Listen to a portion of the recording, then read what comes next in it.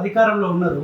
So ప్రజలు అక్కడ ఇబ్బందులు పడతా ఉంటే హైదరాబాద్ అక్కడ ఆయన ఎమోషనల్ సందర్భంలో ఎమోషన్ కాస్త అనొద్దు. ఆ భాష ఎవరు ఎందుకు మాట్లాడాలి? మీరు అధికారంలో ఉన్నారు కదా గతంలో. అయితే రెండాన్ని తిట్టడం, అధికార ముఖ్యమంత్రిని రెండాన్ని తిట్టడం కరెక్ట్ ఎమోషన్ అని అంటే నువ్వు చెప్పు. రేపటి నుంచి నేను మోదీని కూడా అదే తిడతా అంటున్నా. నాకెవరు లెక్కలేదు. నాకు అమిత్ షా అయినా ఒకటే, ఈటల రాజేందర్ అన్న ఒకటే, మోదీ అయినా ఒకటే. నీకు ముఖ్యమంత్రి లెక్కలేనప్పుడు నాకు ఎవరు కూడా లెక్కలేదు. నేను ఏమంటావునా, ఎందుకు ఆ భాష మాట్లాడాల్సి వచ్చింది? నువ్వు నా ఇంటర్వ్యూ తీసినప్పుడు నువ్వు ఈటల రాజేందర్ కి గతంలో నిన్ను ఒక సౌమ్యుడి లాగా అనుకున్నాము, గతంలో నువ్వు టిఆర్ఎస్ పార్టీకి నేను కూడా యజమానుడు అని నిన్ను తిట్టి బయటికి తన్ని పంపిస్తే అప్పుడు నువ్వు ఒక సౌమ్యుడివే అనుకొని మేమందరం సపోర్ట్ చేసినాము. పార్టీలకు అతీతంగా ఈటల రాజేందర్కి అన్యాయం జరిగిందని ప్రతి ఒక్కరం పార్టీలకు అతీతంగా మాట్లాడు.